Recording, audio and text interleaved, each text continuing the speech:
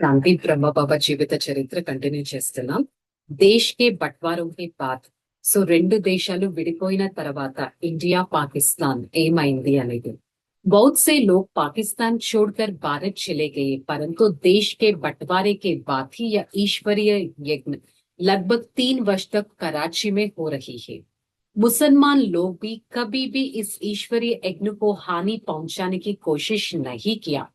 कुछ मुसलमान अक्सर या यदा खदा पूछताछ करने आते थे, परंतु उसका उद्देश्य तंग करना नहीं था, बल्कि औपचारिक रीति से जानकारी हासिल करते थे।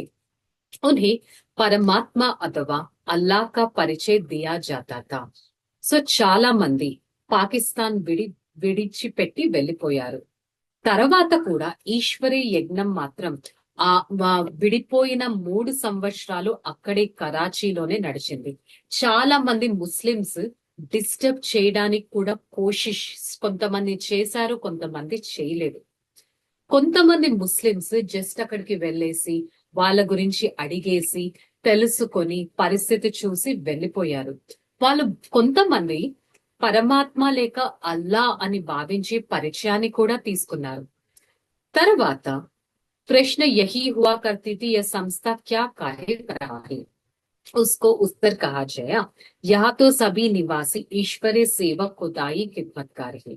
తర్వాత ప్రశ్నలు వచ్చాయి, అసలు మీ సంస్థ ఏం చేస్తుంది అని.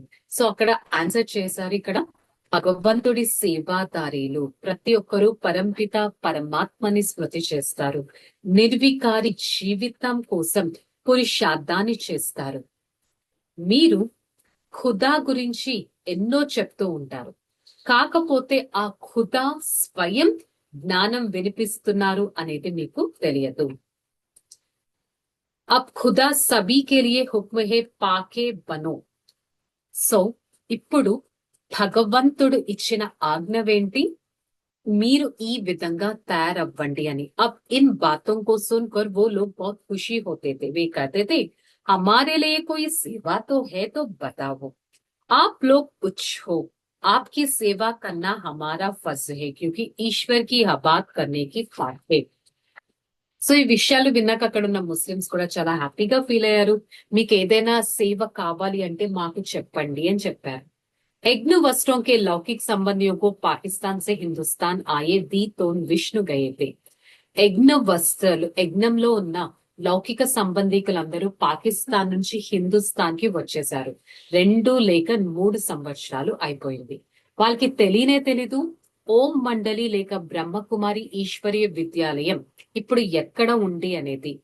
వారు ఎంతో భ్రాంతిలోకి వశం అయిపోయి ఓం మండలి కూడా ముస్లిం సంబంధంలోకి వెళ్ళిపోయిందా, ముస్లిమ్స్ దాన్ని తీసేసుకున్నారా అనే భావనలోకి వెళ్ళిపోయారు లౌకిక సంబంధికులు. తర్వాత వాళ్ళకి తెలిసింది ఓం మండలి లేక బ్రహ్మకుమారి సంస్థ ఇంకా పాకిస్తాన్ లోనే ఉంది అని.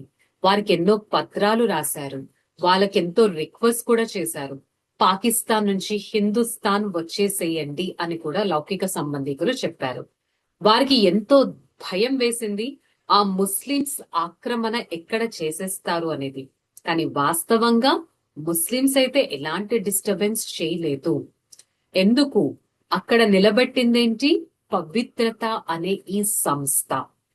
మరి యజ్ఞ వస్త్రులు ఎవరైతే ఉన్నారో వారి సంబంధికులు ఆ ఎంతో ఆమంత్రాలు అనగా లెటర్స్ రాశారు, చెప్పారు పరంపిత పరమాత్మ శివ్ బ్రహ్మ ద్వారా ఈ ఈ ఈ స్థానాన్ని స్థాపన చేశారు కదా.